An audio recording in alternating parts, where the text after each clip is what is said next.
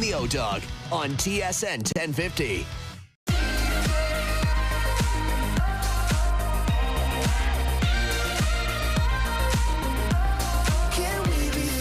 All right, here we go. OverDrive off and running. TSN 1050 on the TSN app. Your home smart speaker up on TSN 2, up on YouTube Live, streaming later this evening up on Crave. Brian Hayes, the O-Dog, Jeff O'Neill, Jamie Noodles McLennan. What's going on today? What's going on? How are my two fellow puppeteers doing?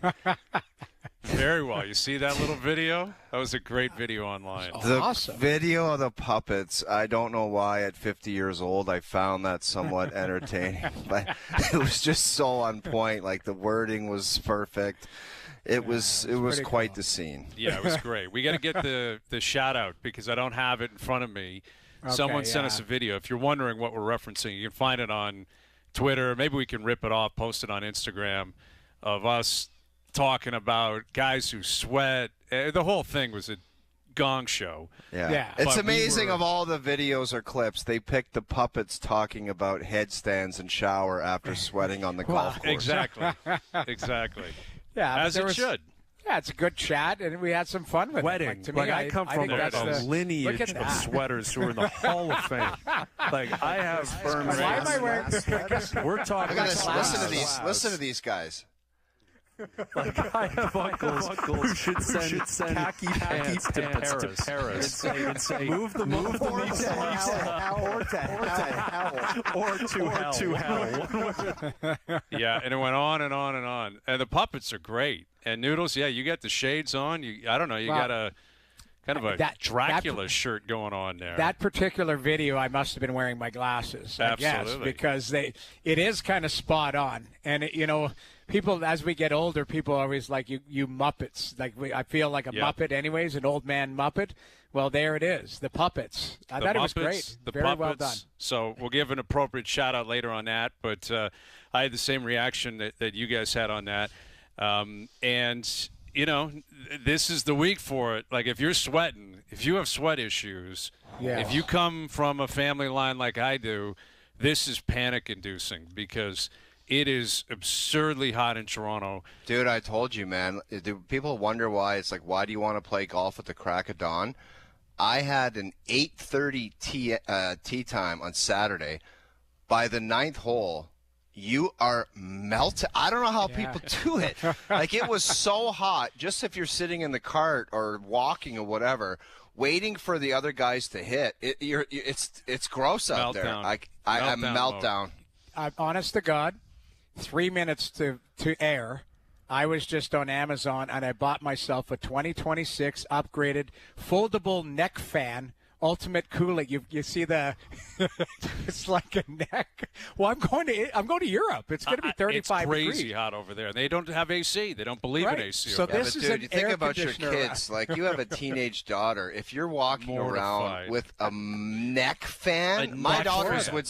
I bought 4 of them for the kids and for Steph and me. I'm telling you, we can have neck fans, matching neck fans. If I bought those for my kids, they would magically not make the trip somehow. You know what happens is, you know what it is, guys. Though you start like it ended up in my Instagram feed, and then now it won't stop. And then I'm like, okay, to hell with it. I'm buying it. Like, so I bought it 3 minutes before the show. I just ordered 4 neck fans to be delivered tomorrow. Right, I don't know if I'm going to return them or not. They might look like headphones hanging around your neck, right? Like you're walking around with them. Okay. You know what I'm talking about? I have no idea what you're talking about. Like, my algorithm clearly is nowhere close to where you're living right now. Neck air conditioner. It's called. Doogie, get the listing on Amazon. We got to see this thing before the first break. And when you get them, you got to send us a pic because I want to know exactly what that kind of operation is all about. Well, but it's hot. It's hot. Getting back to it, it is hot out. That's why. It's incredibly hot, and I keep thinking it's amazing. There's so much going on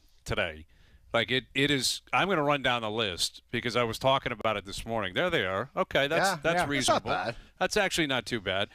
And everything I keep coming back to, and what I find people are asking me is, hey, when is Portugal in town? When is Croatia in town? Like, that game's on Thursday night down at Toronto Stadium.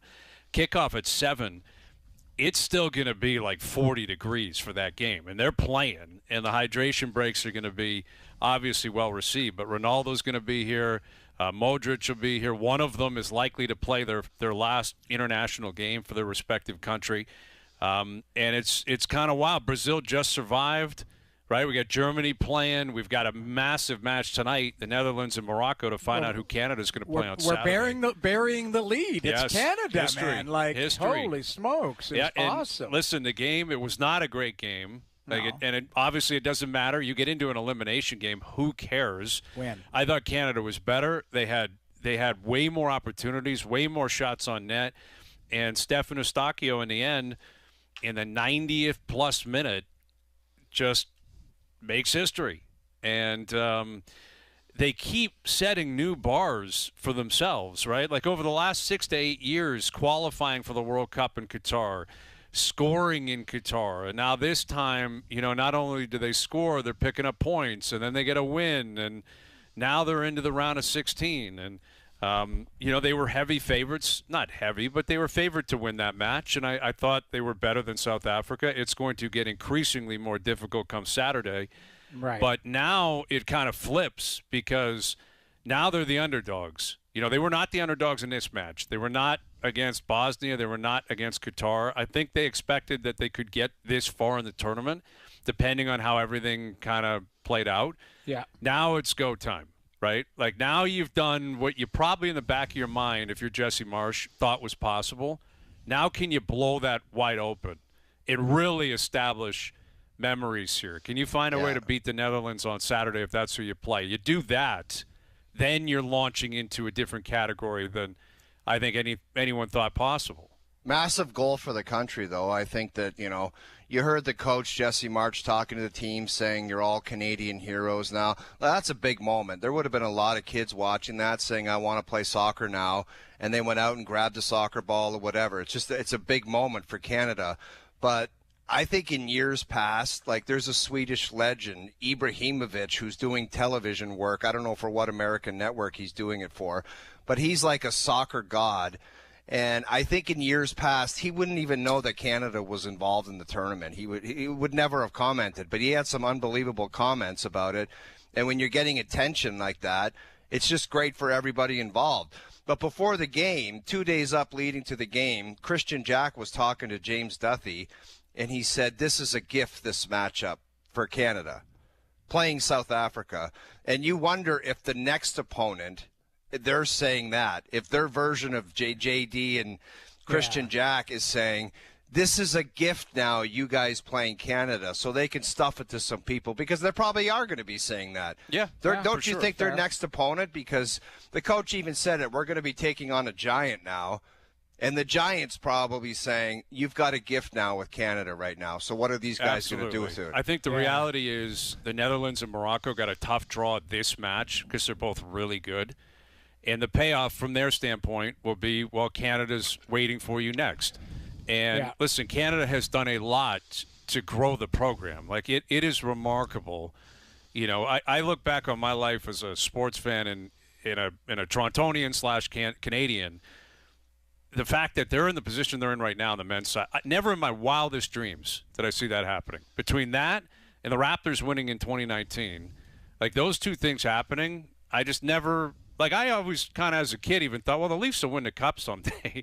Obviously that hasn't happened. Yeah. These other things were never even on your radar. The others were legitimately not on the radar based on their histories, based on, the reputation. And I think that's what you're still knocking through, and that's the reality. Let's say the Netherlands wins tonight.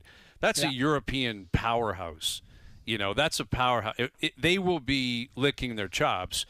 And I think Jesse Marsh, he said after the game, hey, it's a free hit that we're into the next round.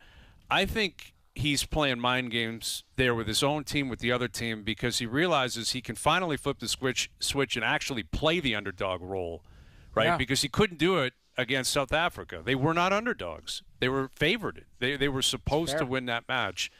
Now you can. So I didn't take offense to him calling it a free hit or, hey, we're free rolling now. I think that's psychological. If I know him well enough, I think that's the game he's trying to play. But you can go in and you say, like, this is bulletin board material in a positive way. Guys, we're not expected to win.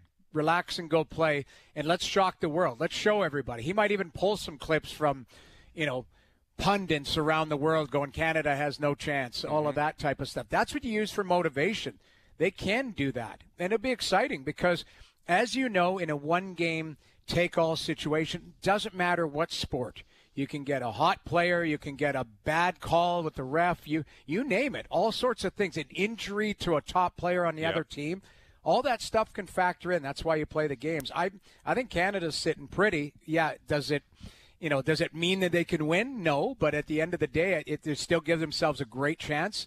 And I'm excited about it. I think jacked, man. I've never liked the whole idea, like if you're going coach from top players all top to bottom, I've never liked the idea as like a full unit going into it saying we're underdogs, because it just seems like the psychology of it, it just seems like you're putting your opponent on a pedestal, and mentally you're like, you don't think you're going to win. I just hate that approach. And I know there's mind games, and, we've seen it with hockey with our buddy, the coach at the World Juniors. Like, I don't know really what he was. I just don't like it. I like the idea of saying, people can say what they want, but we think we have as good a chance as anybody to win here. Yeah, I just hate the praising of the opposition and saying we're just happy to be here, and it's all bonus time now. It's just that's the wrong attitude if you're going to be serious. I'm curious if that continues. If it was a one-off after the game, if he resets, depending on who they play. If it's Morocco, does he have a different opinion? I'm curious to see how Marsh, because Marsh is a showman. Right, like he likes being in the spotlight. Jesse Marsh likes people watching him and listening to him, and he's got a spotlight now. He's into the round of 16, right, in his home country where the Americans are not the biggest fan of his right now. So I think he's going to take full advantage, and I am curious to see how he uses the headlines. Here's what I would say about that. I'm okay with this to an extent on a one-off. You can't play it more than once, though. So if you beat the Netherlands, what are you going to go back to the well? That's exactly even right. More, like if you get the win, at what point do you start looking at your team and saying, "Hey, we deserve to be here. We're good enough." Injuries are going to play a role. When Davies went on, the whole game changed. Like he immediately changed the whole calibration of that game. And I'm curious if he has more minutes in him on Saturday. You'd like to believe that'll be the case, but we'll find out. We'll find out who they play tonight. And I found it interesting, Marsh, he was in a suit the whole group stage. And then he went to the jeans and the Nike Air Force Ones. Yeah, what was that all about? I don't know. I was thought we were going to maybe talk to him today. That was going to be my first question. You went from the $5,000 suit to a sweat top and blue jeans and Air Force Ones. Yeah, well, that is a dramatic change. Huge.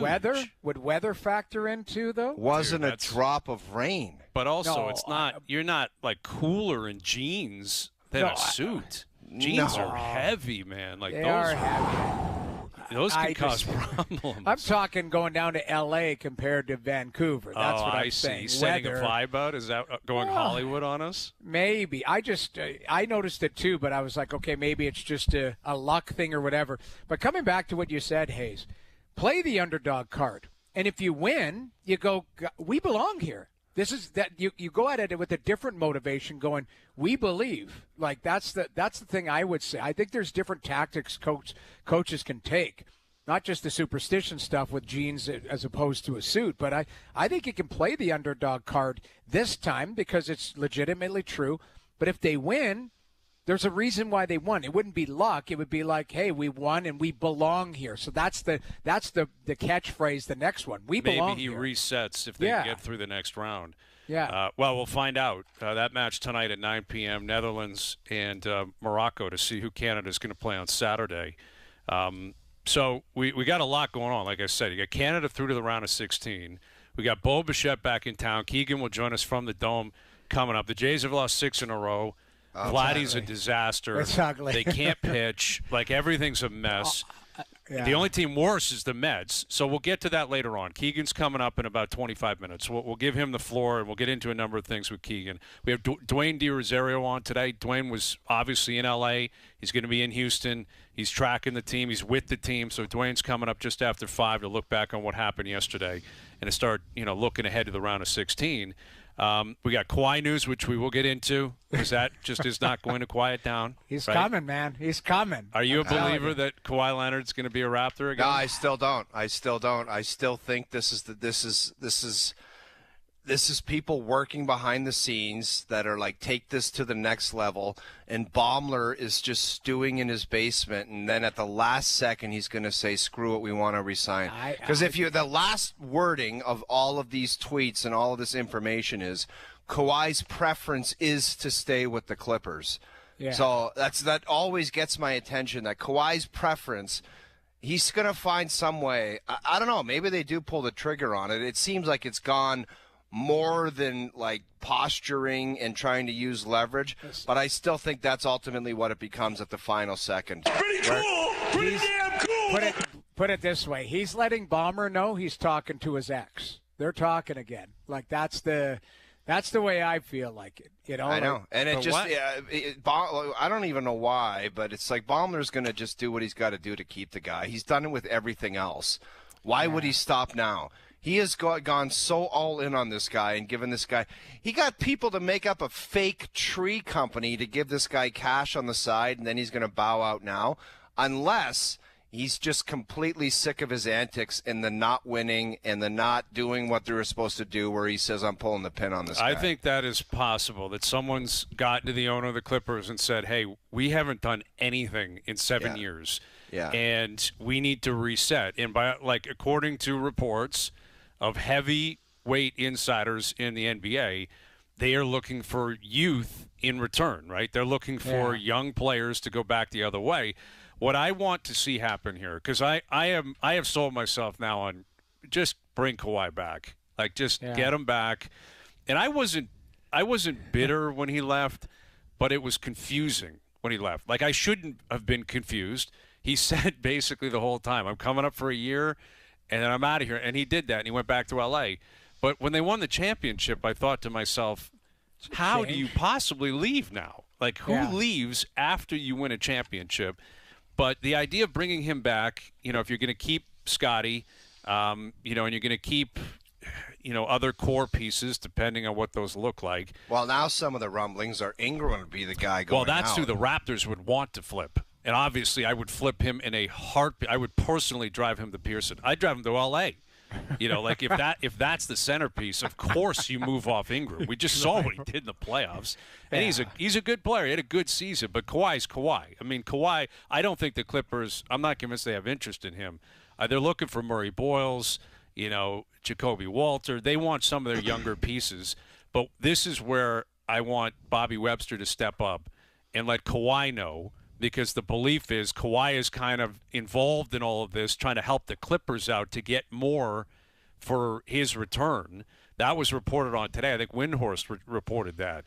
Like, "Hey, I'm out of here. I want to go, let's say, Toronto, but I don't want to leave you hanging here. I hope you can get as much as you possibly can for me." Who does that? No chance. Exactly. That's what I'm getting to.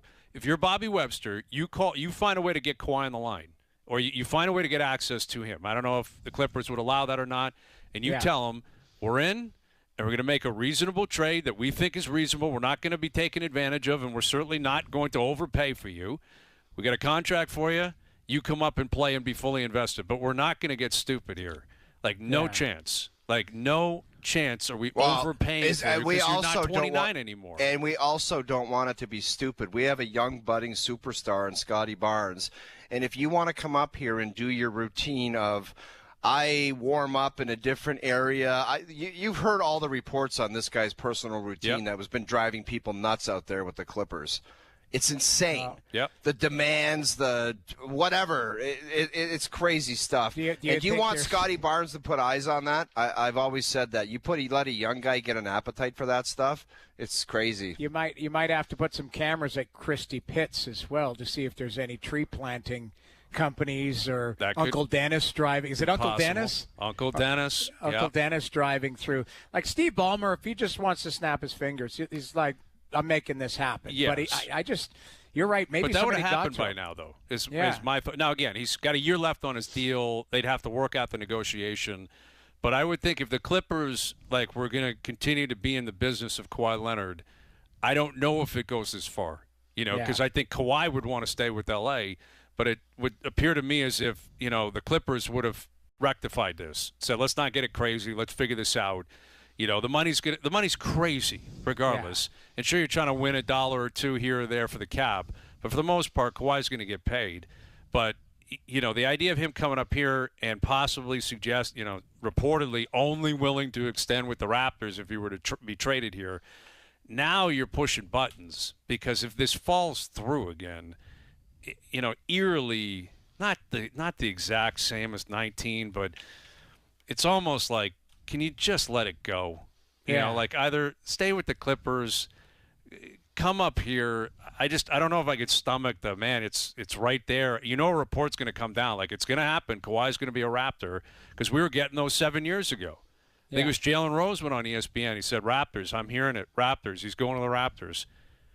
Middle of the night, 2 a.m. Hey, he just signed with the Clippers. So we'll see. I think it's a red flag when a guy is involved in trying to make the package better for the team he's leaving. There's something about that I find to be insane. I can't even believe you just mentioned that. Well, that was the insinuation. I believe Windhorst, again, Windhorst, like he may be doing one of the what's going on here, what's not going on here.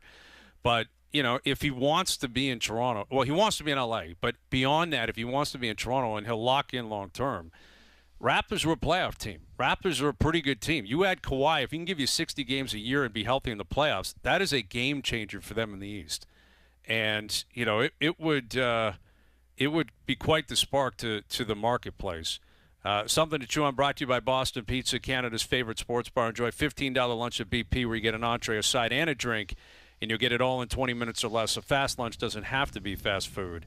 See you for a $15 fast lunch at your local Boston Pizza. Asking the question, does Kawhi Leonard returning to the Raptors make up for him leaving in 2019?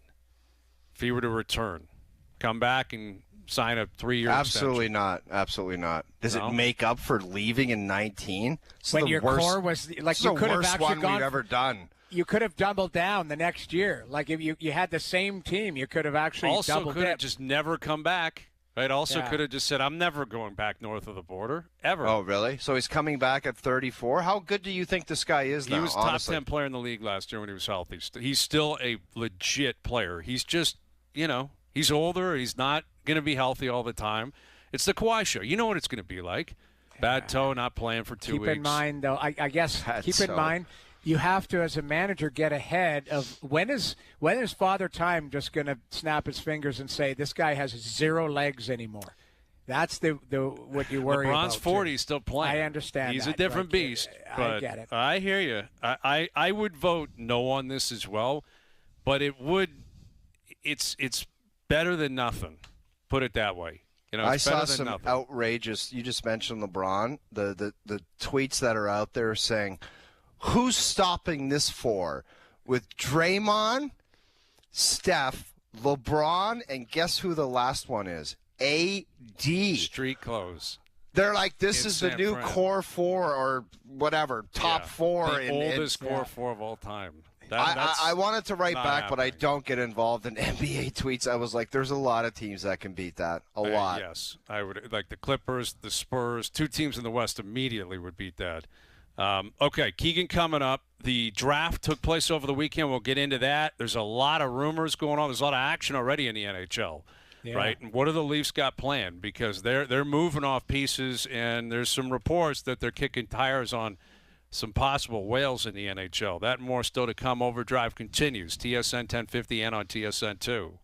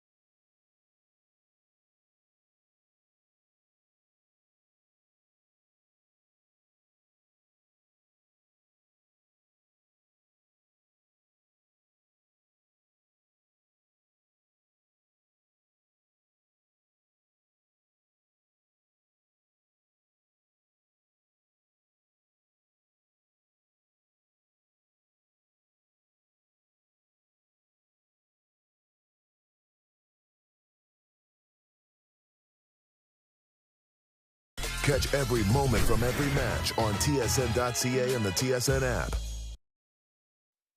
Thursday. This is the moment. On TSN 1050. A clash of titans as Cristiano Ronaldo's Portugal takes on Luka Modric-led Croatia at Toronto Stadium. Coverage starts at 7 p.m. Hear it all on TSN 1050. The FIFA World Cup 2026 lives here. Now, back to Overdrive with Hayes, Noodles, and the O-Dog. Everybody get your roll on. All right, Jays Mets tonight. Keegan coming up from the park later in the hour. The NHL draft came and went, and there was Bieber on Friday night setting a tone with Jerry, which I think that's got the potential for a little buddy cop movie. I shot it out on Twitter.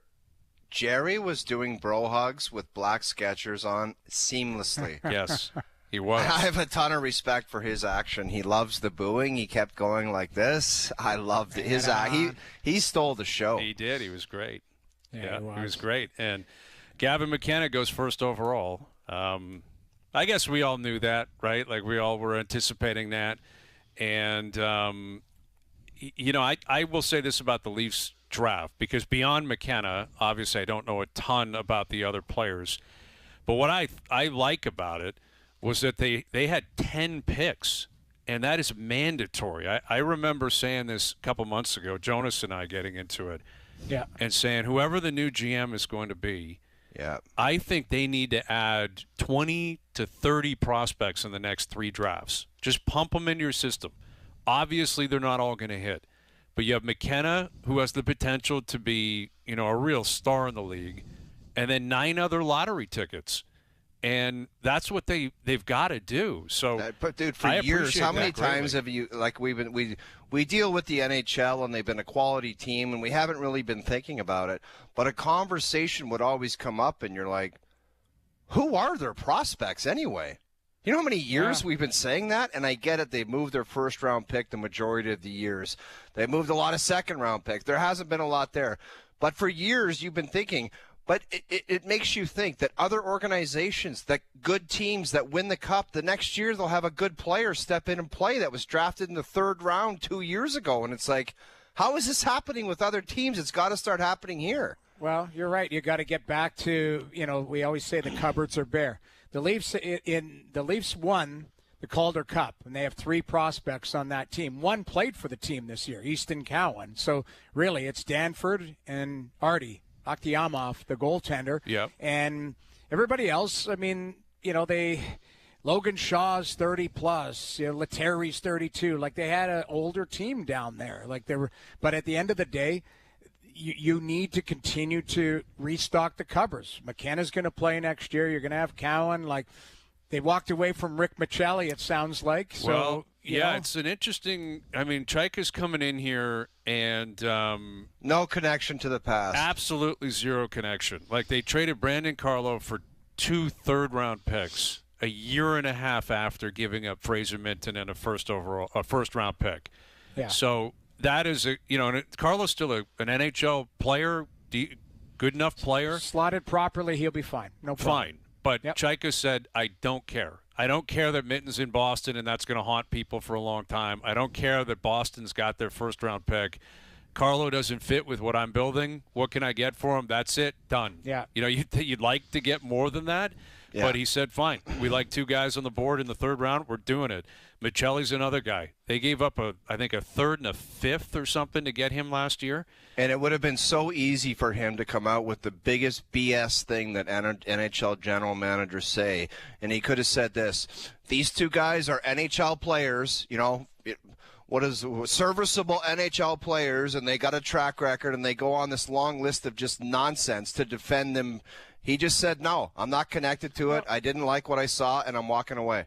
But I love that. Because so do I. Too. Because he's literally just saying, this isn't the team I inherited is not the team I chose. So he's going, I'm reshaping this group. He's still got lots of work to do here. Lots of work. But you can see what he's trying to do.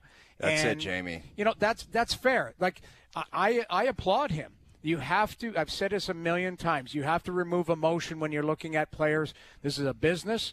And, again, Carlo will be fine. He's an NHL player. He'll go and slot perfectly in St. Louis, and you'll be fine.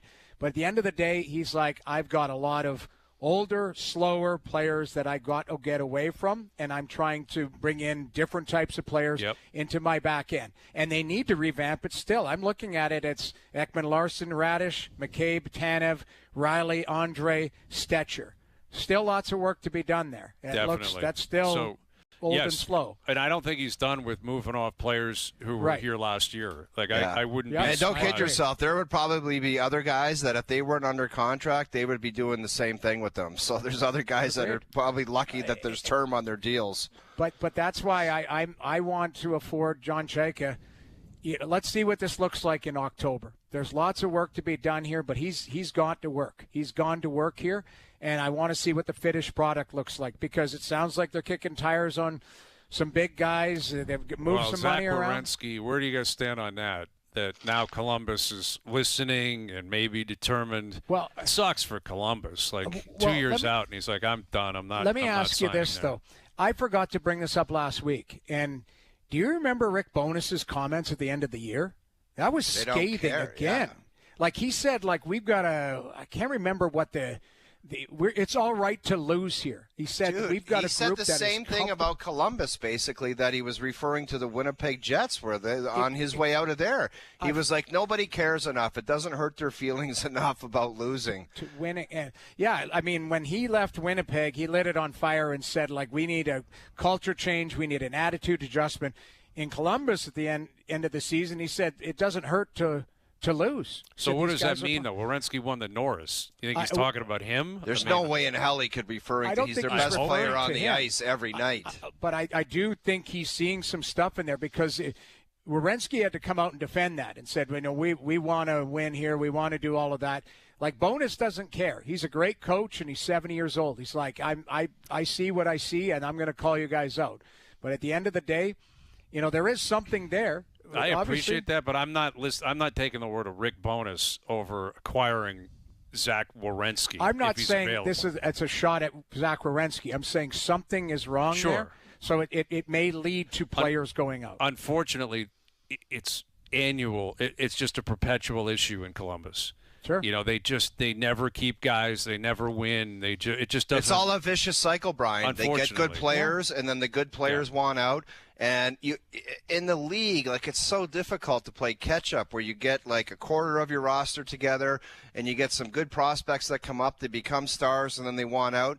It's a vicious cycle, and I don't know. It's so disappointing for the fan base, where it's like, oh, we get Werenski, we drafted him, developed him, he's a star. He's gone. We trade for Panera, and he comes here, and then he just wants out. It goes on and on. Seth Jones, you name it. Right down the line. Johansson, like Marchenko, who's an RFA, has barely been there. He's been in the league for a few years. Really good player. He's not going to stick around, and it sucks. And it's on Don Waddell and the staff in Columbus to figure it out. But Werenski is a top 5 defenseman in the league. The reigning Norris Trophy winner. That guy, it's not far off the Quinn Hughes pursuit. Like Hughes, I probably like Hughes a little bit more, but Quinn just got traded, and Minnesota obviously is not. They're not unhappy with that. So if he's available, it's going to cost a king's ransom. They don't have that. They don't have the package to offer to get him here. You don't think the Leafs have it? What is their package going to be to get with Zach Werenski? Well, here's what I was thinking over the weekend, which I'm reluctant to even Joe go from here. Brian Hayes / Joe from the Bridgetown. The reason I'm reluctant to go here is for a couple different reasons. One, I don't know if he would come to Toronto, and I don't think that's an American-Canada thing. It might be, but I think it's more so the Leafs have to prove that they're a competitive team, right, to the rest of the league. If Dallas is chasing you, or Vegas is chasing you, they're uphill. Yeah, they're moving uphill if they're trying to compete with those two teams. I'm talking about winning, not the package, but getting to Werenski and saying this is where you are going to want to play. But let's assume he's like, that's a team I want to get to. Apparently him and Matthews are very close. I will say this quickly.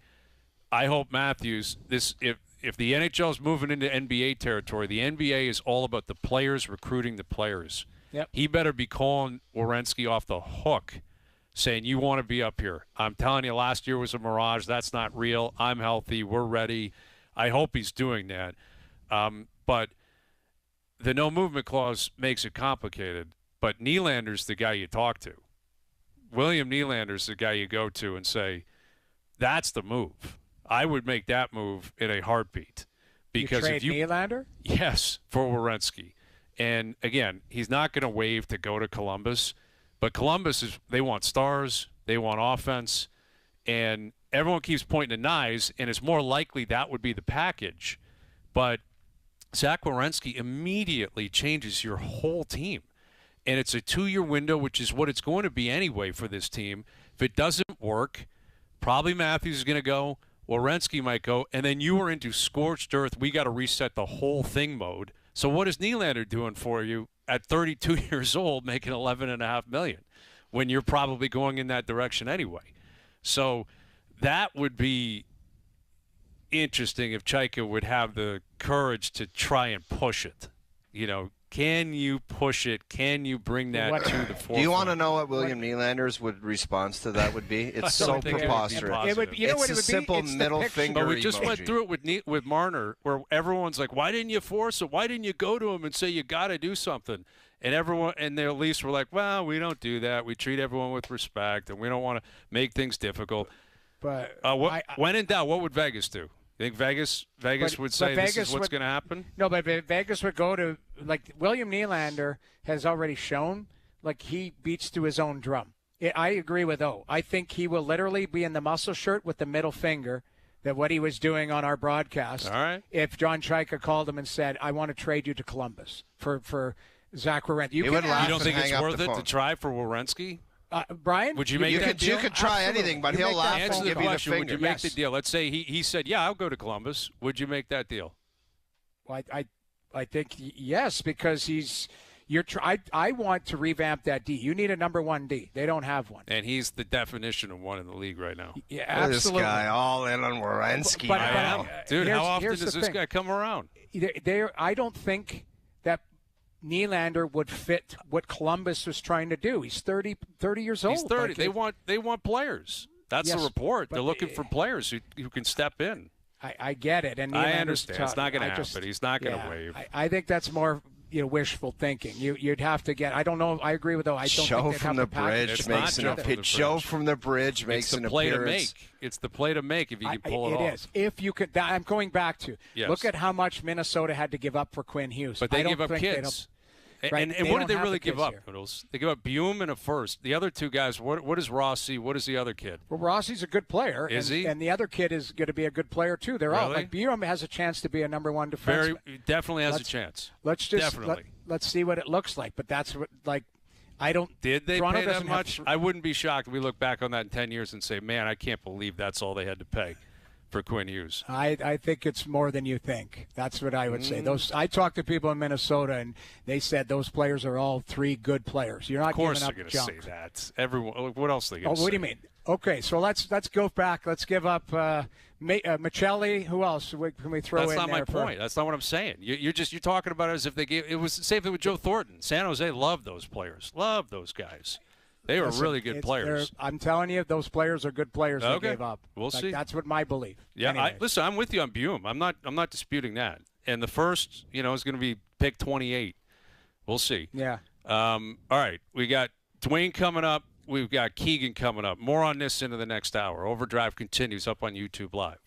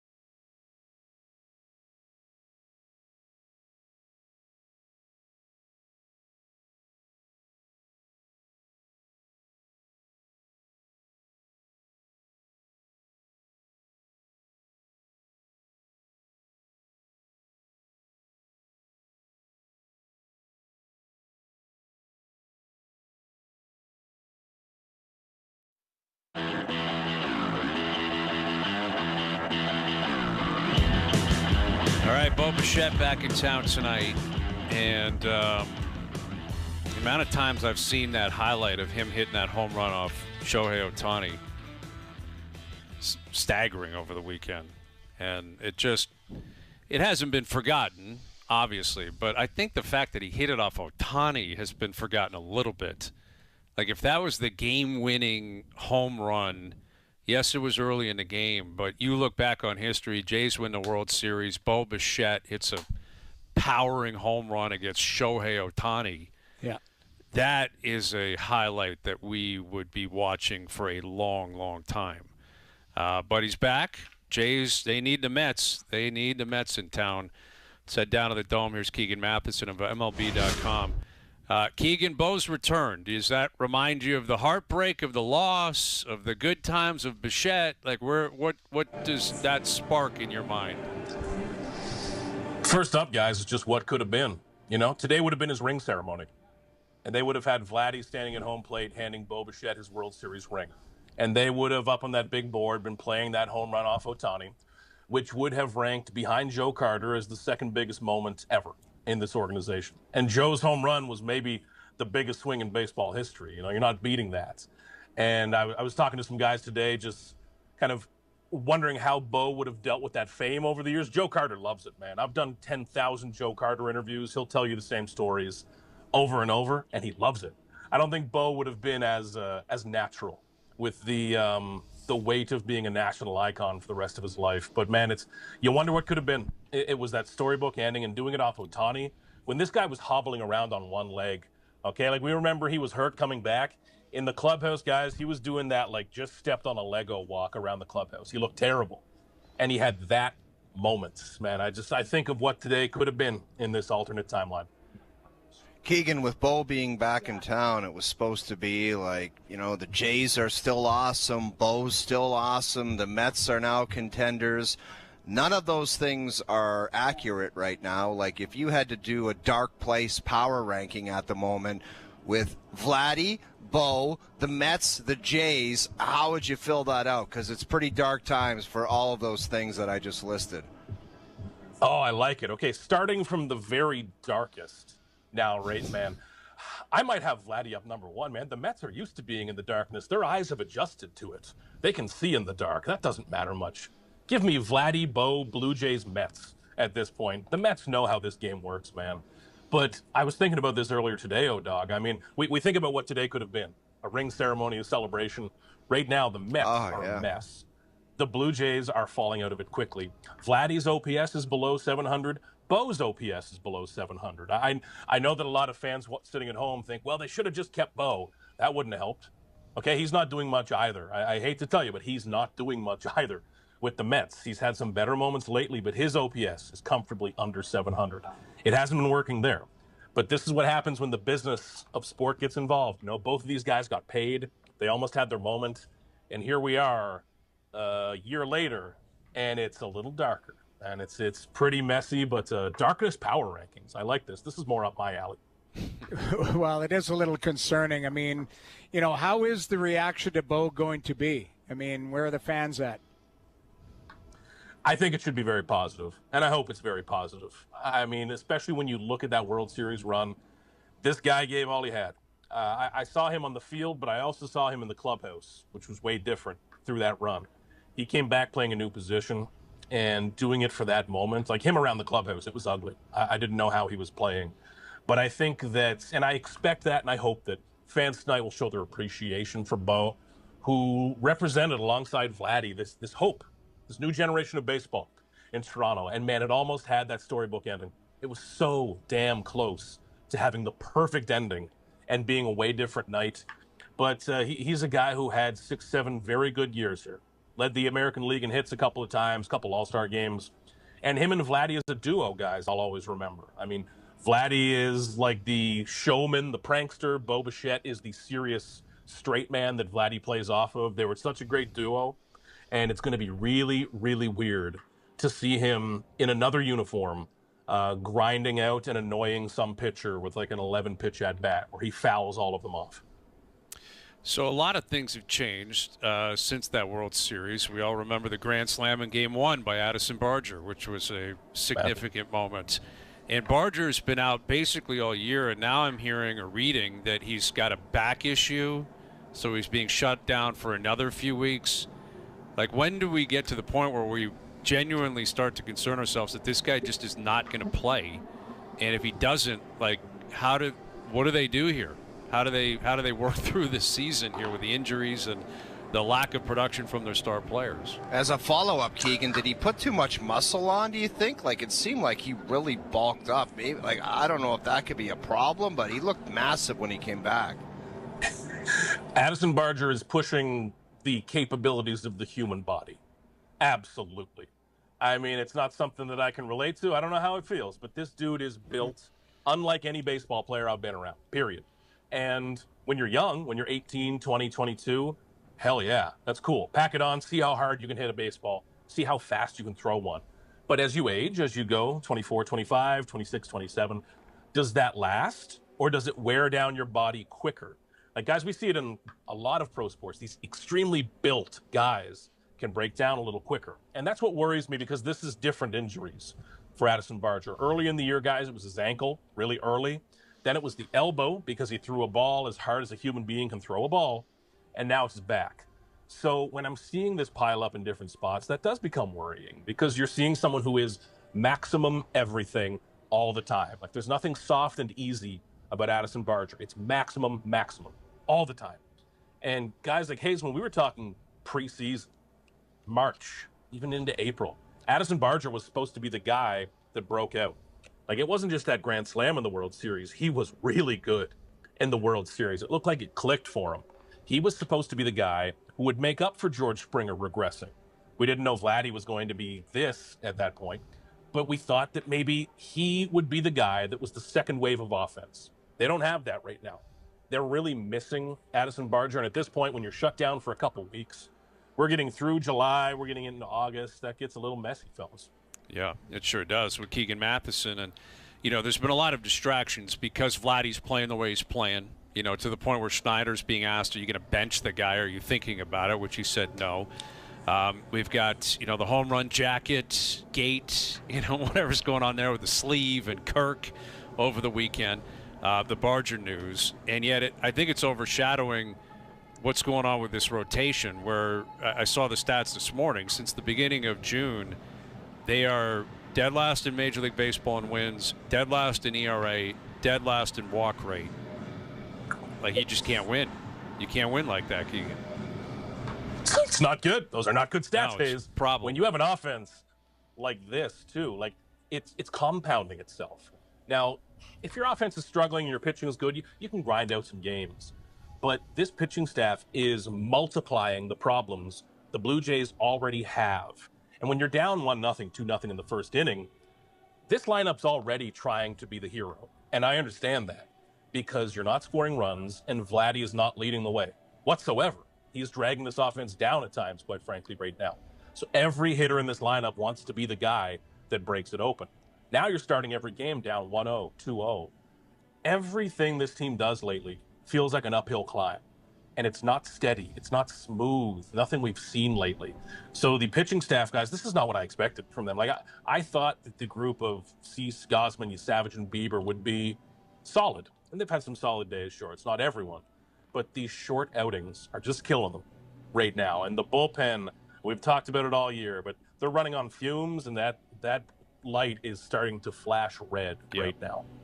Big time. Wild pitches, guys scoring from second base. Like, it's just bizarre what's going on with this team right now. But thankfully, the Mets are in town, which is an uber positive sign.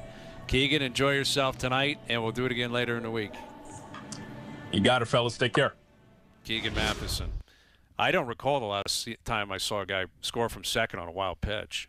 Like that. Yeah. That is very tough to do. Dude, your tweet summed it up. I just remember looking at my phone. It was Saturday afternoon or something, and you just said, the Blue Jays are in a very dark place right now. Very dark place. The whole weekend was ugly. I texted you guys, when was it, yesterday? I said, Vladdy's, He struck out. The ball literally rolled over the plate. It was in the dirt. He has like 4 extra base hits in the last month and a half or something. He is a mess. Man. It is really bizarre to watch him play. It's as bad as it can get.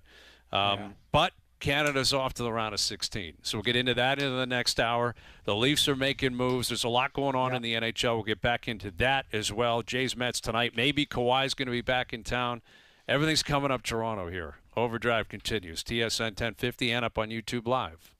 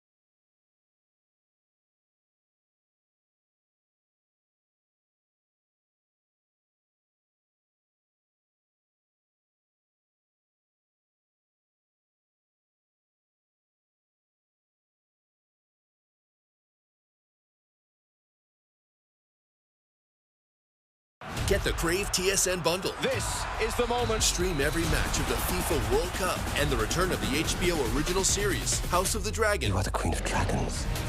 All this for a limited time. Visit tsn.ca/FIFA26. This is OverDrive with Hayes, Noodles, and the O-Dog on TSN 1050.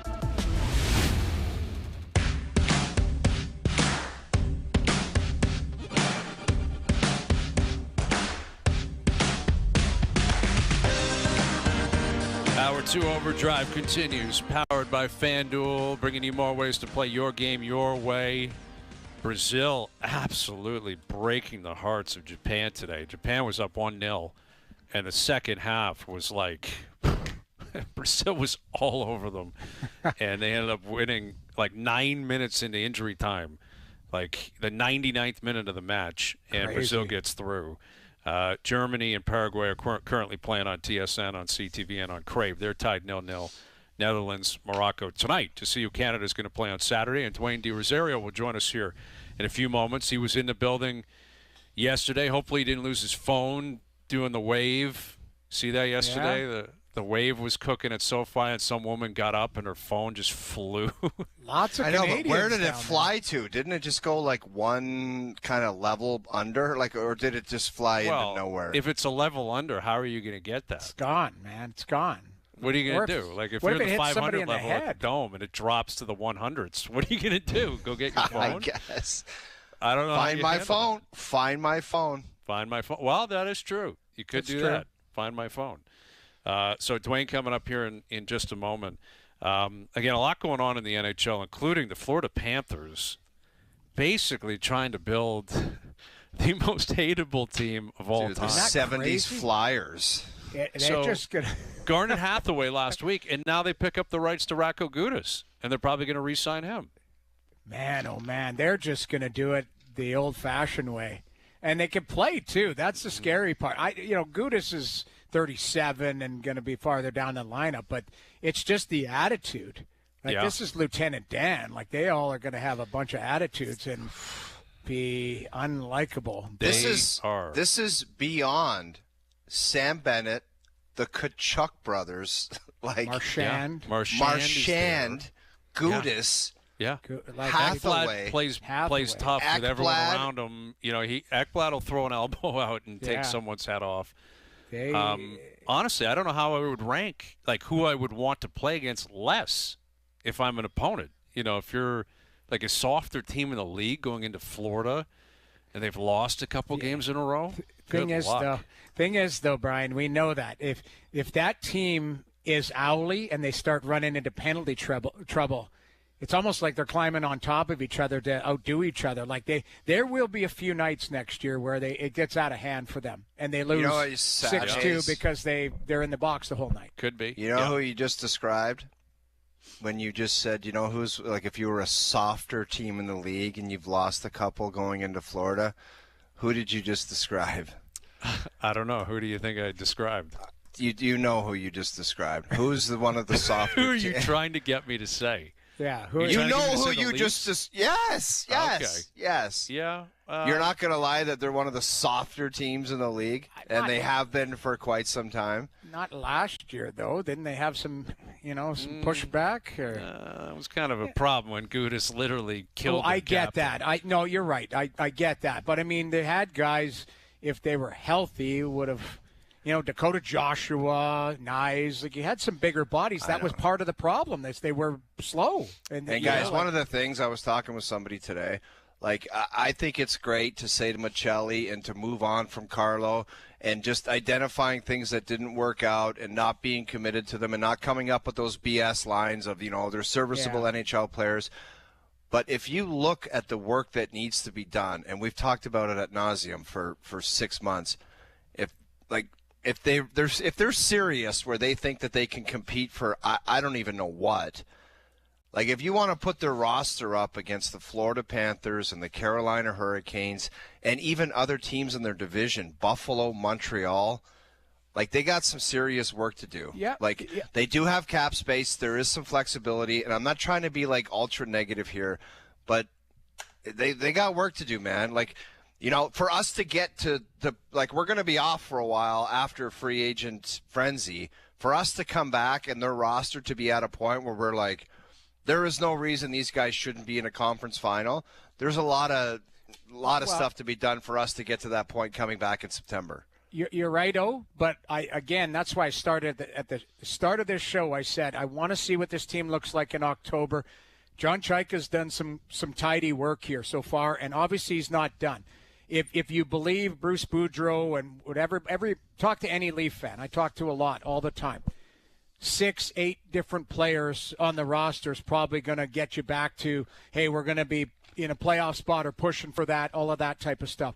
I believe there is going to be 6 or 8. Let's look at that. Let's just do the math. Michelli not coming back, Carlo not coming back. Max Domi is on a shelf. That's Robert Island, if you ask me. I'm sorry, but that's who else am I missing here that's not coming back? Well, Benoit's out. Benoit, Wall is out. Wall, I think he's going to have a 10 spot of new players on this team. Now, what they are, different varies of talent, all of that type of stuff, yet to see.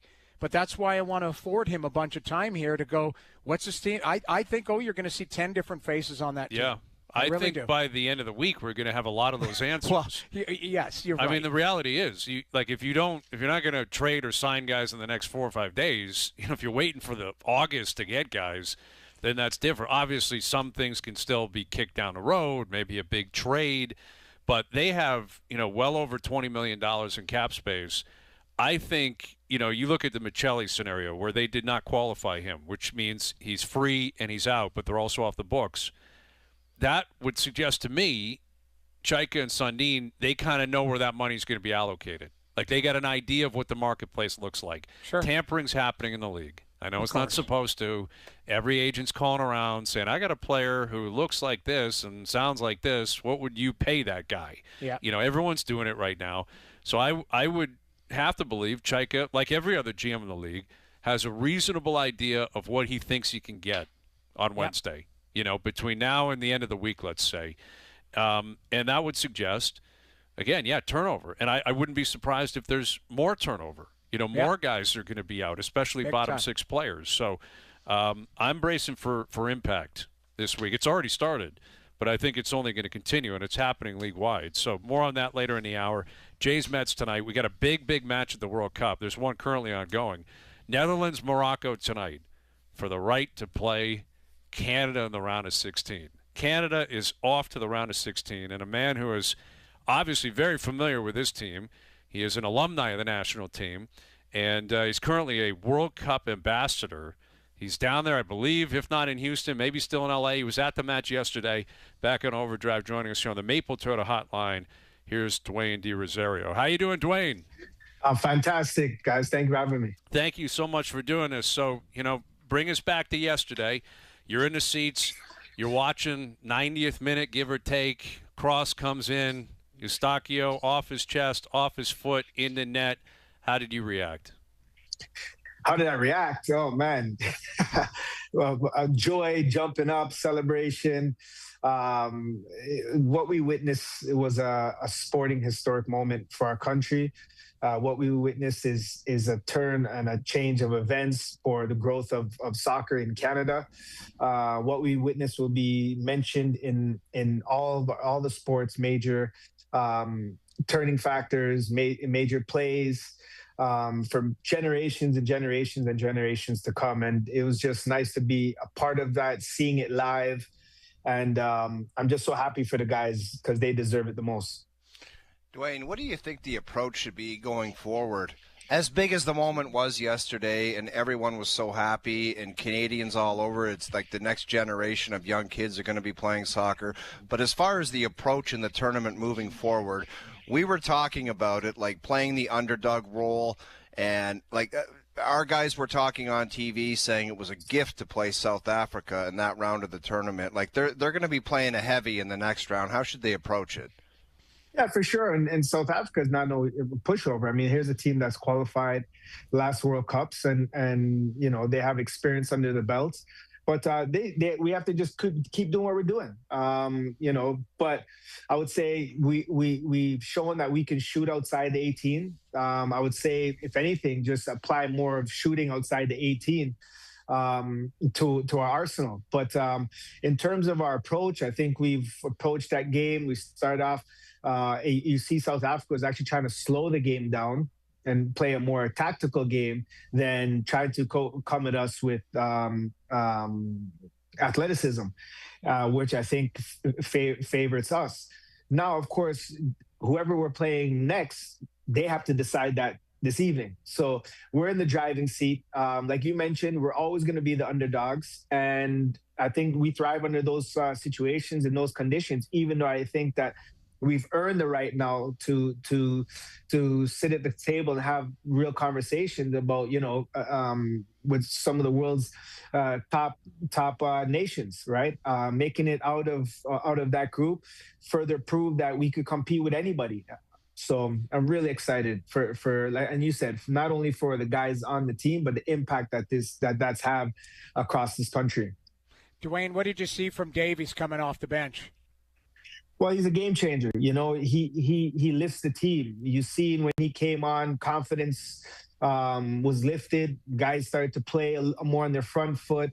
But you definitely could see that there's moments there where he's still uncomfortable, right? Where usually he would explode and take off from a defender, and you see that little hesitancy. So something we got to be mindful of. But having a guy come in, you saw the whole stadium lift, you saw the team lift.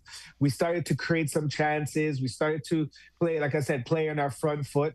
But, we got to be mindful. I mean, he is coming off a serious injury, and it's like a story tale occurrence. I mean, with Promise David, Alphonso Davies, the list goes on. Kone break his leg. Like, it's so much things that are creating.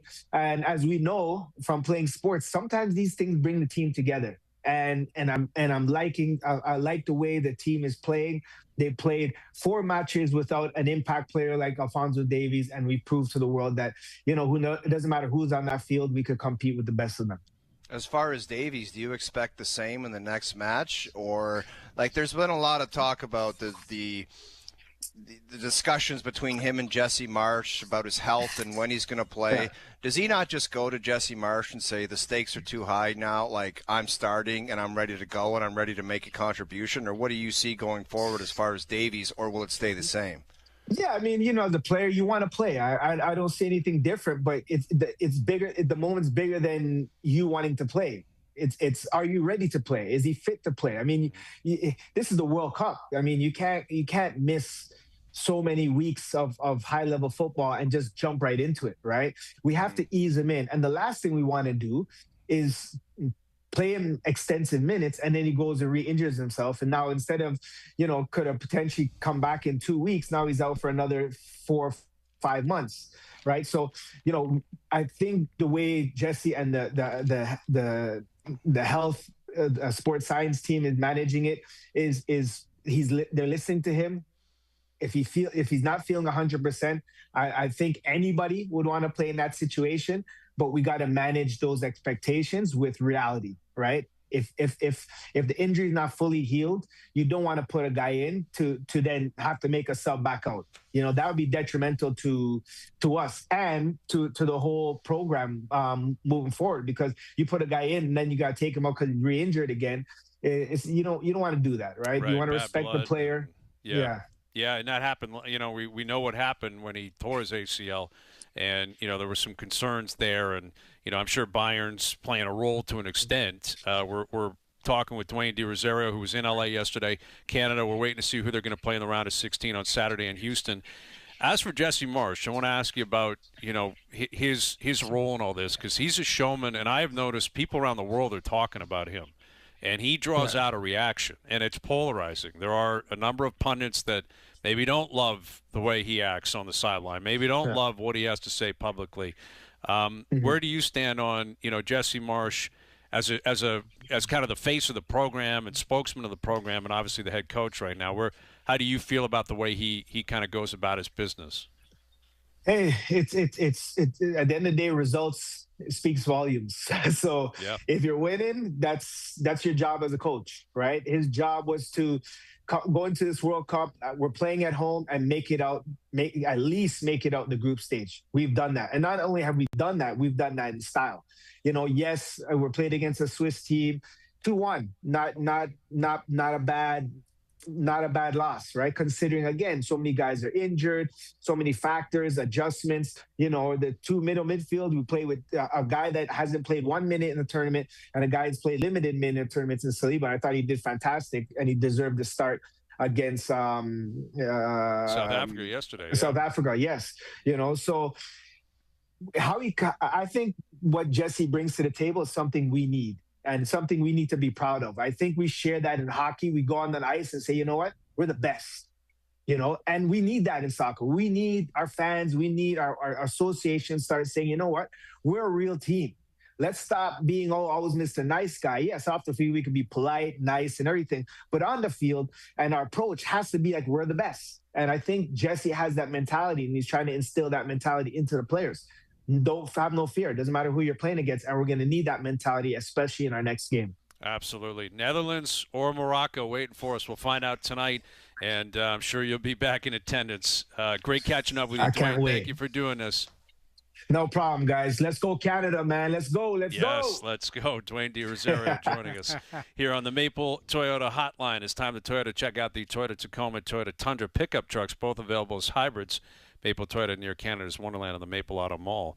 Marsh is he's trying to build up the program. He's trying to get the whole country's watching right now. I like his action, man. I know he's got he understands that he's a power player for the team, and I don't know. I just like his action. He's got the right amount of confidence, and he knows that there's certain things that he's got to approach it with, and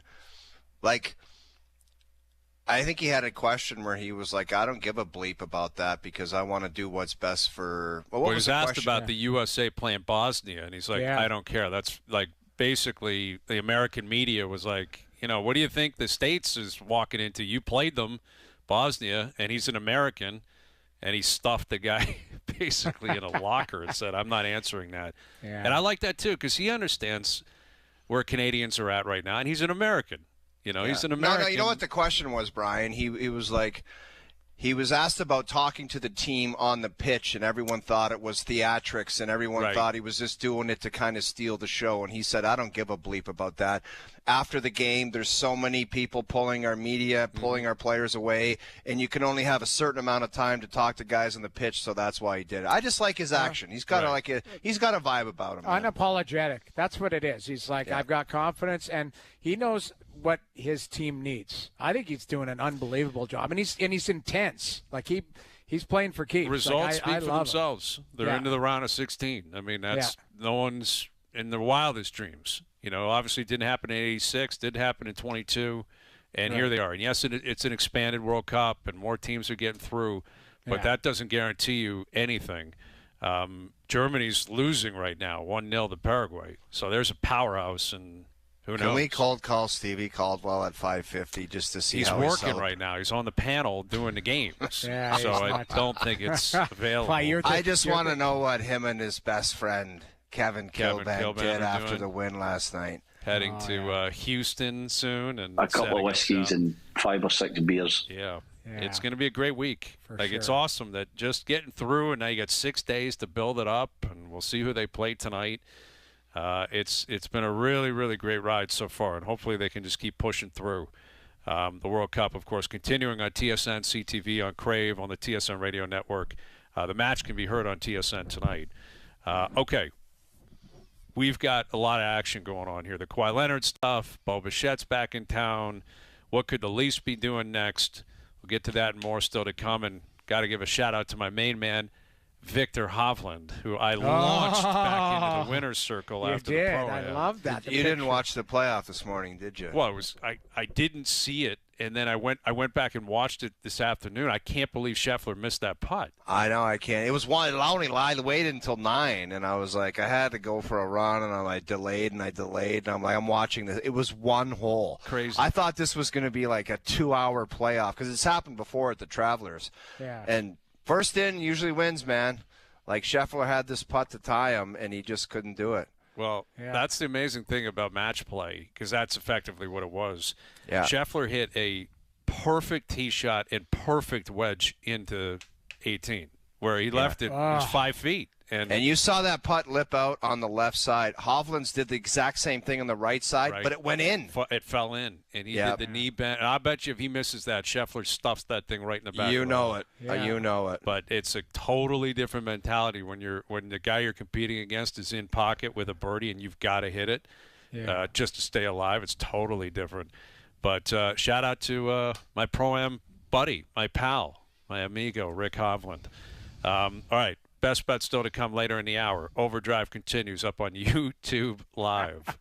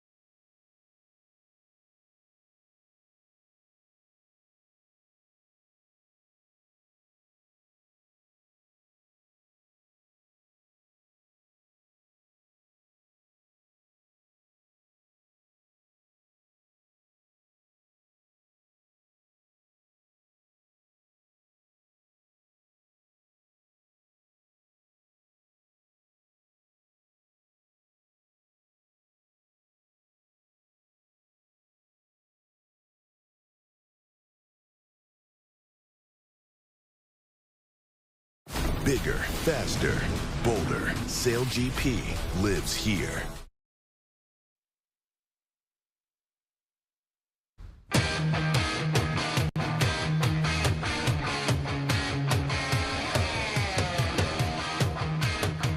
All right, best bets later in the hour. Jays in action. Bo Bichette back in town. Jays have lost 6 in a row. It is not going so well for them. But I know who's not going so well for, guys, and I would have fired the guy on the spot. And I don't usually discuss mascots. The Mets fired their skip, okay? And the Mets reporter was delivering the news on television. And Mr. Met, the mascot with the big giant baseball hat, did not know that this was going down. And he was behind the reporter doing this whole stupid routine, and he thought he was just trying to be on TV. And it was like the guy was like, they just dismissed him, and it was kind of an important kind of news thing. And Mr. Met was being a complete moron. We have to get the clip of this guy. If I was Cohen, I would have fired the guy inside the mascot on the spot. Because he was trying to be a goof, and it was not a funny thing. It's unfortunate, man. Dude, I watched it 10 times because the reporter is trying to be serious, and he's like, the skip has just been cut. What is it, Mendoza, the skip that got fired? And he's delivering the news, and Mr. Met is behind him on TV doing this dance routine, and it was so funny to watch. Look at this. This guy's announcing the skip has just been fired. That's outstanding. He is announcing their skip just got fired, and Mr. Met thinks it's a party right now, and he is being a moron behind him. He's just doing his job.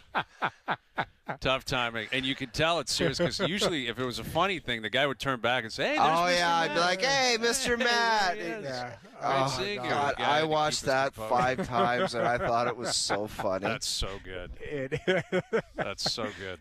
The Jays need something like that tonight. Right, you gotta get some positive vibes going this evening. Oh, something. We need something to cling to right now. Yes. With when it comes to the Jays, 6 in a row, and it's a mess. Like usually they're better. You know, it's a mess defense. when they're trying to make a thing out of the home run jacket gate, where Vladdy was holding it and the sleeve wasn't tucked in or whatever, and Kirk just walked by and said, I'm just not doing that right now. And everybody turned that into it was a pissing match and there's problems. Like, that's when you know there's issues. There's our boy Kirk hitting the homer, and when he gets to the dugout, the jacket is not, like, properly ready. The arm was, like, tucked in, so he just said, screw it. Yeah. I agree with you. I think the easy thing to do now, because people are so frustrated, is to drive at something you can't quantify, which would be bad mojo in the clubhouse, right? Got to be a problem in the clubhouse where – possibly it is. I can't imagine it's a fun clubhouse right now. It cannot be a positive one. It's got to be miserable right now. But it's more likely they're not. No one's pulling their weight. They're not playing well. It's not like there's. I don't think there's anything poisonous going on. And you're right. He was going in for the home run jacket. Then Vladdy was twisting and turning the thing, and he said, "Screw it, man. We're losing 7-3. We stink. I'm not going to stand here and wait." So I'm done, and it's not the end of the world, but when you're getting crushed 7-3, who wants the home run jacket anyway? You don't put the code on. Well, move on. That's the thing, though. Anyone that hits a home run, you're losing 15-0. Generally, you throw the thing on. I think what is possibly at the forefront of it, though, is you guys always talk about it. You're going to be a leader and loud and running things and running the operation. If you don't pull your weight, it's awkward. Dude, it's so different to be vocal and be the voice. And apparently, I think Schneid's has said it numerous times, Brian, he's the same guy every day. You know, he's lighthearted. He likes to have fun. But I don't know. When you're a big voice and you're kind of like, let's get it together and we got to practice better and you got to play hard and do all the little things. But when you're offensively the worst guy on the roster, it is so difficult to say boo.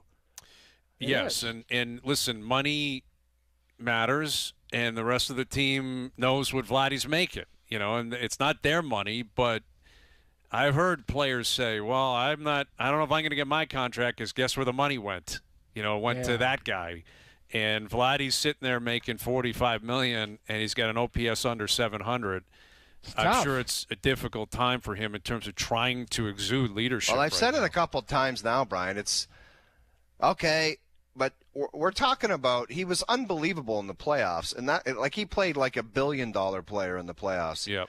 But the regular season, he's coming off of 23 homers. Yeah. You know what I mean? And what was it the year before that? Well, this has been the story of his career. He's had a couple of unbelievable statistical seasons. Yeah, he almost won the MVP. Yeah. And then he's got 3 or 4 that are just like good. This is extreme though.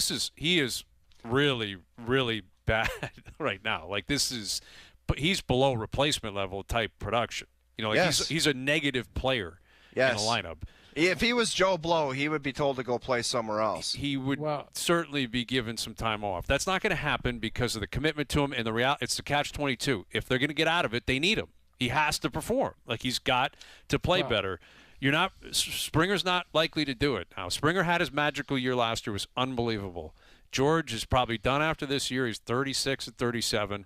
Vladdy's the guy that you have to believe at some point will break out of it, but is it going to be too little too late? I think that's a reasonable question right now. But, what is he, though? That's the question. After hitting 48 in 2021, it's been 32, 26, 30, 23, and what is he going to get this year? Under 10 is what he's on pace for.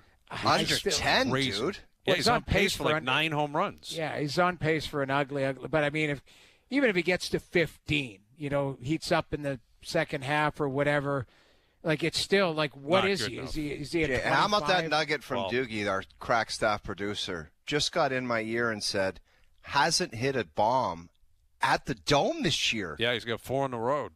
Has not hit a home run at the Dome. Bizarre. That's crazy. Bizarre. It'll be July and Wednesday. Yeah. So he's better than this, Noodles. But 100%. He's better than this. The reality is they've paid him to be a top 10 player in the league. That's what they are projecting based on the negotiation, and that's what they need. Not every single year it's going to happen, but he's in year 1 of a 14-year deal. They need him to snap out of it here. Yes. So Jays Mets tonight. As for what is happening in the NHL, there's a lot of movement going on. The draft, McKenna was out there, threw that first pitch. Wasn't the greatest, but that's all right. Had the confidence to go out there and throw it. Nothing wrong with that. Yeah. But, McKenna rolling through town, I am curious, how that builds up as we get closer to September. Now that we know they took him, he's their guy. Where does he line up in the roster construction, what they're going through right now? Obviously, they moved off Michelli. Is it McKenna's here, so he's going to play? Where are we going to play you, Michelli, so we're not qualifying you? How do they build out the rest of the roster? People are calling for Patrick Kane to come here. I don't know if I see a fit. But would it be interesting to see, Brian? Like I said, let's wait till October. You're right. It might be Friday that they've got 3 or 4 different faces through free agency or a trade here, if they continue on in this trend. And we'll know what the trend is. I know I've seen the same names that you've seen, Patrick Kane, all of that type of stuff, and the guys who had texted him. I believe McKenna, didn't he get a text from Patrick Kane? Or I don't know. Said he was his idol. Yeah. Oh, he did. There you go. He got a text from Patrick Kane. He got, he's getting texts from a lot of people. But, at the end of the day, they're probably going to sign him right away. Because he's going to play next year. McKenna's going to play next year. I'd be shocked if he didn't. So, that's a spot on the left side, whether that's top left side or farther down. They're going to, wade him into the lineup and see where he fits. And Jim Hiller's probably got a whiteboard laid out there saying, in a perfect world, I'd like X, Y, and Z. But let's get through free agency because – maybe they're in on somebody that we don't know. We're not looking at. And, there's some moves that have happened. Like that Burakovsky goes the other day to Ottawa. He's a secondary pickup. But if you look at him, he's a decent player. They've got to find players like that, either through trade or free agency, that may not be the sexiest, but they're going to add to your group and add to the depth of the group. Depth is what is needed. And Chaika said that free agency, they got Radish. That was a big free agent. Yeah. But beyond that, there's not game changers that are available for you. So you're either going to try to trade for that. I don't know how reasonable it is to expect, a massive blockbuster game-changing trade. So you're looking at likely depth. You're looking at, maybe a Victor Arvidsson. There's a number of guys who are quality. Anthony Mantha had a really good year in Pittsburgh last year. Is that someone they look at and try to give some term and money to? I'm curious. I also think the goaltending position, I continue to come back to it, and Sergei Bobrovsky, as of now, has not re-signed in Florida. The closer we get to noon on Wednesday, the more likely it becomes he's going to leave. I know, but Sergei Bobrovsky apparently is all pissy about he wants the Ekblad and the Marchand deals where they got them, and he is basically sitting there, even at his age, well, why aren't I getting that? But if he doesn't get it there, do you think it's reasonable that another team at his age is going to sign Sergei Bobrovsky to a 6-year contract? I don't see how that's possible. I don't see that happening either. He'll be 38 in September. I think it's 4 years, and 4 might be, a stretch, but I think it's 4 years, though. Jamie, do you think that is he one of those players where at 38 he is going to give you the first 2 years of that to make you forget about? Like, is his play going to be so good in the first? This is what you have to weigh. I'm not saying he's going to do it or he's not going to do it, but you have to say. It's just like a player that makes great plays. Like 7 times out of 10, he crosses the blue line and makes great plays. Yeah. The other 3 times, I don't care because the other ones are so great. Is the first 2 years of Bobrovsky going to be so good where you're just like, we don't even care about the last 2? That's what you got to ask yourself. What is in the tank? I only think of these elite, like Bobrovsky's a Hall of Famer. He could arguably be one of the, I don't know what the number is, top 25 goaltenders who ever played the game, maybe give or take. I don't know. Dwayne Rolison played till he was 41 years old. I think Bobrovsky can play till he's 41, 42. The guy keeps in unbelievable shape, takes care of his body. If you look at it, I've watched his workout regimen. There's a special on it. You're right. It might be, give me 2 years and let's see what happens in the following 2 years. There's teams out there that go, just give me good goaltending for this year, and we'll worry about next year. And I think that there's probably a handful of teams that will put their hand up and say, we'll put in for that, including the Florida Panthers, because right now they've got 0 goaltenders, because Tarasov's not under contract either. They have 0 goaltenders right now.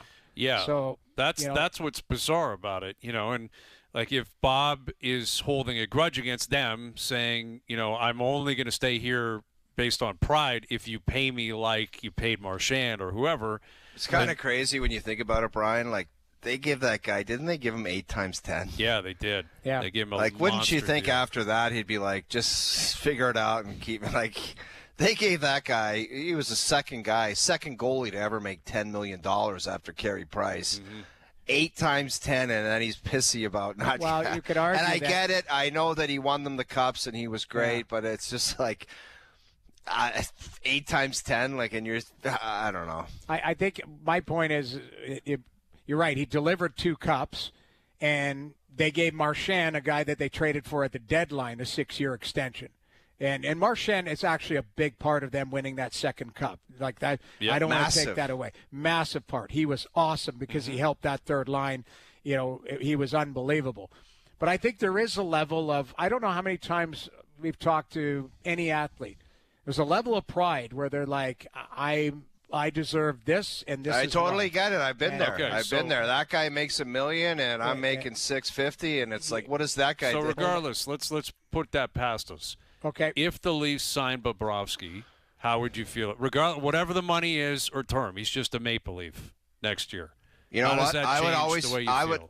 I would always feel good about it because the anticipation going into the season would be there's a chance that this guy is Sergei Bobrovsky and he's motivated and he can be one of the best goalies in the league. Well, but it could also 2 months into it saying he's playing like the guy that did last year, and the Leafs aren't as close to what Florida is defensively, and he's going to be getting looks and opportunities against that he's just not aware, he's not familiar with it because of the defensive lapses that the Leafs have compared to Florida.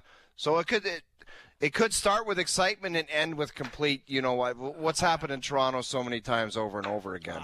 I get that, but I would say what I always say. Are you better today than you were yesterday with him? I would say yes, because Sergei Bobrovsky is 100% upgrade on anybody they have on their roster right now. By a mile.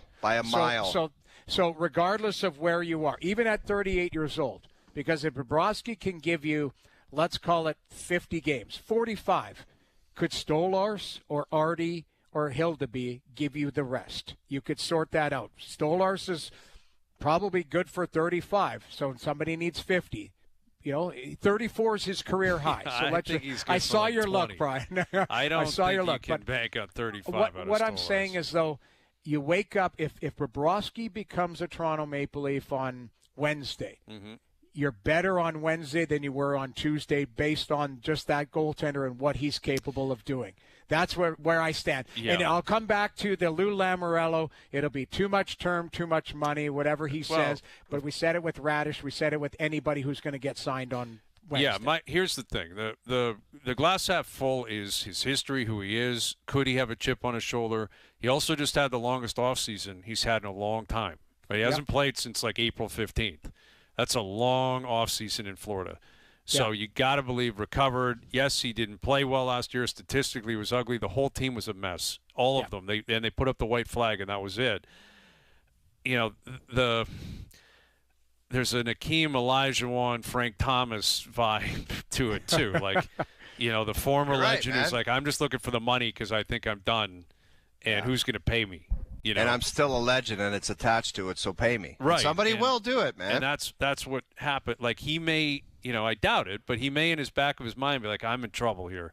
But I think I can still get money, and I'm going to get it, and that's going to send me off into the sunset. Olajuwon was an extreme example because he was so done, and he showed up with the Raptors, and it was a debacle, and it was a mess. Right. You know, Frank Thomas was a bit of a different story with the Jays.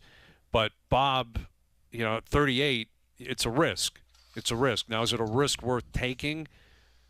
Probably if you are thinking in a 2-year window, which is clearly what they are thinking in. Like, that's the vacuum they're in. They're in a 2-year vacuum of what can we do to be competitive and make the playoffs again, and then pray everything falls our way and we push on a deep run. That's where they are. Like, that's the Leafs' objective right now. I don't even think Stanley Cup is in their kind of vocabulary right now. It's like, doesn't that make you wonder, like, what are you and once again, I hope that they are so competitive and so good they get back into being a top-tier team in the Atlantic Division.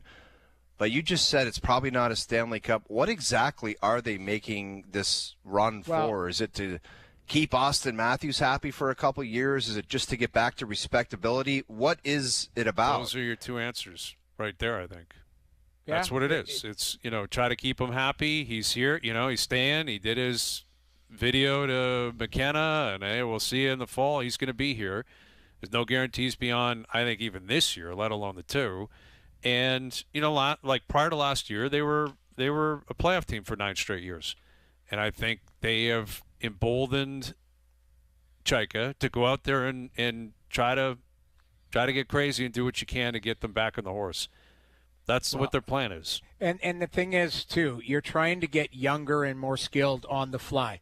You're doing that. You've got Cowan. You've got Nyes. You're going to have McKenna. Mm-hmm. You need to add more, whether that's through trades. 9 more picks in the draft this year. Like that's, and I don't know if any of those picks will make it outside of McKenna. But my point being is what you're trying to do is either what the Rangers tried to do or more what Montreal is, the retool on the fly with players. And eventually you hope that some of the older guys in the lineup get pushed down. I'm sorry, maybe it's more Dallas look like, where you had Ben and Sagan, and then by the time the team is good, those guys are down on your third line because you've got more skill that have overjumped them or would have leapfrogged them. Possible, for sure. But, yeah, speaking of the Rangers, we haven't mentioned Pavel Dorofeyev being traded from Vegas. That's a hell of a trade, man. $11 million a year for 7 years. Was it 7? Yeah, 7 years for about $11 million for Dorofeyev.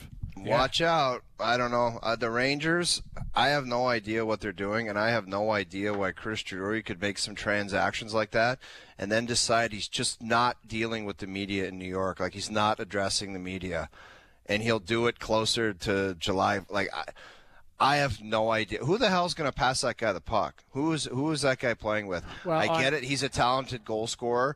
He ripped home 30, and then he ripped home 37 last year, and they signed him to $11 million on a long-term deal. Who is he playing with next year? Well, on paper, it's Zibanejad, Lafreniere, Trocheck, Miller, Will Cooley. That's their top 6 on paper right now. We saw what that 6 did last year. They stunk.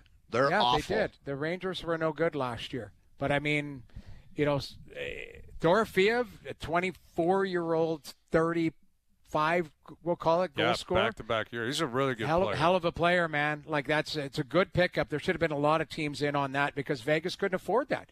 They couldn't afford. That's the cost of doing business, going to the finals, and that is a young player's got to go out the door because I guarantee you they wanted to keep him. 100%. Now, I think what O was saying is he had Eichel and Marner passing him the puck. You're right. Panarin's in L.A. now. Like, I don't know who's setting him up, but he's a really good player. Yeah, no, really you're right. Good player. But the Rangers they're a weird team to get a read on. They are. That really seems like the no plan. It's like Keandre Miller, they thought was just a piece of junk. He goes to Carolina. He's a big part of the puzzle moving forward. Yeah. Dude, 100 years ago, they were like, we're moving. The first time they sent a letter, Ryan McDonough, Matt Zuccarello, and different guys had to go out the door because they were going to replenish and get younger. Those guys are still good players in the league. Matt Zuccarello wants another contract at 38, and he went from Minnesota. He was in Dallas. Like, they traded that guy a long time ago. I have no idea what the hell they're doing with the New York Rangers. No idea. I don't either. It's the no plan, man. It's the no plan. Well, the players that they had to get rid of, the Trubas. Oh, yeah. Barclay, pretty effective. Trouba, pretty effective in Anaheim. Chris Kreider, pretty effective in Anaheim. You're telling me you had to get rid of all those guys? They were problems? What are we doing here? Well, that's I guarantee you Ranger fans are asking that because it's Trocheck being traded or with the Dorofeev move, are they keeping him now because that's somebody who can help him? Like, Trocheck's a real interesting number 2 centerman. He's an interesting guy. Is he available? Is he not available? Does he controls?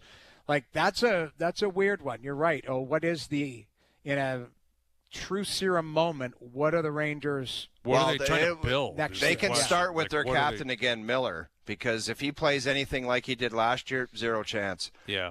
He was a 100-point guy in Vancouver, and it was one of the best players in the league. And he showed up there last year. Could have been hurt. I have no idea, but he was not even close. Not even close. Yeah. All right, best bets coming up, and Morocco, Netherlands tonight to see who Canada is going to play on Saturday. OverDrive continues. TSN 1050 and on the TSN app.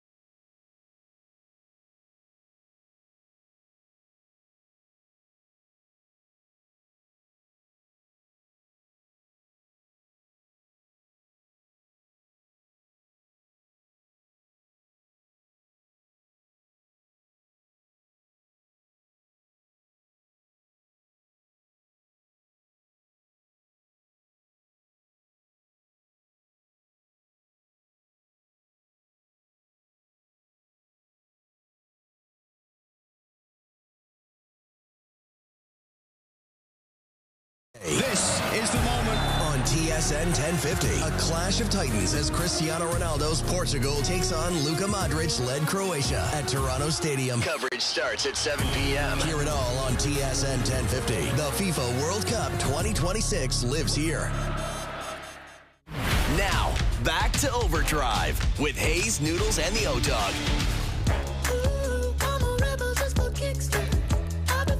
All right, Best Bets powered by FanDuel. Make your picks and assemble a same-game parlay in seconds on the FanDuel Sportsbook app. I'm going to bet a draw in the 90 minutes tonight. Netherlands, Morocco. I don't know why. Plus I don't money. know why I find these picks so amusing. I love them. I'm on fire, man. I can't get enough. Germany, Paraguay currently tied 1-1. But I think it's going to extra time tonight. Netherlands and Morocco, both really good sides. And I think the more the merrier, right? Play 120 minutes. Go to penalties. Right? I agree. As much energy as possible. And Canada's sitting there waiting for you. It's a bit bizarre that it was the only game yesterday that Canada was, they had the platform. The whole world is like, all right, Canada, South Africa. I don't have anything else going on. Let's watch this game. And I'm curious what the numbers would be around the world. But every Canadian I know was watching, tracking, checking in. Numbers would have been massive. Crazy. It's great, and, though. like, when Eustachio scored, man, it was like my kids were going nuts. They don't know. They couldn't name any players or anything like that. Even little Jimmy Duthie, who's the ultimate pro, was a little bit emotional on the panel after. You never see that from him. That's true. Yeah. Speaking of that, come Wednesday, just like the meme, you're the captain now. That's right. Free agent frenzy. We're all going to be there. I'm in for Duthie. I love it. Running the whole operation. Do you have a wine You better suit? get your damn throws to commercial straightened out, and you don't talk. You were talking at the one game we did. You were blabbing, and they went to black 30 seconds. They were gone. We were like 30 We were seconds talking about Wendy's or Arby's or something. It was a Harvey's commercial. Harvey's, that's what it was. And I was talking and plugging. We got to what's pull coming that up. clip up tomorrow to put the fear of God in you. I don't need any of that. I'm not worried about it. It'll be fine. It's a 3-hour show we're doing, right? The World Cup's going to be going on, and I think Duthie was wearing a wine-colored suit, wasn't he? Was he wearing that yesterday? It all blends together. I think so. I don't remember either. It's man. one I've of his seen the guy. go-tos, the wine-colored suit. It's glorious. Yeah, he likes some wine. I got a wine suit. I could pull off a wine suit. I'd like to give another shout-out. All of our colleagues have been fantastic, but one guy that I think is just so good at his job as a reporter interviews, Matthew Shinetti. Yeah, Shout out Shinetti. I love Shinetti and the work that he's doing. Everyone's doing a phenomenal job. Yeah. Phenomenal job. Everything's covered, and the cast and crew are on their way now to Houston, right? Yeah. Because 1 p.m. Eastern kickoff on Saturday. We'll find out tonight. Netherlands, Morocco, we're going to find out who they're going to play. But there's your best bets powered by FanDuel. All right. I'm guessing more action, right? Maybe Kawhi Leonard's a Raptor by 4 p.m. tomorrow, right? Awesome. Maybe Zach Werenski's a Maple Leaf by 4 p.m. tomorrow. Who knows? Anything's possible. And we'll see what the Jays and Mets have in store tonight. So lots to get into this week. We're looking forward to it. Thanks to everyone behind the scenes for helping out. We appreciate it. Everyone for tuning in today. TV, radio, podcast, web, up on YouTube Live, and soon to be streaming up on Crave. We're out of here. Enjoy your evenings. Enjoy the games tonight. We're back tomorrow at... Jamie, according to this guy, the package from Minnie stunk. Oh, yeah? 4 p.m.? We'll chat then.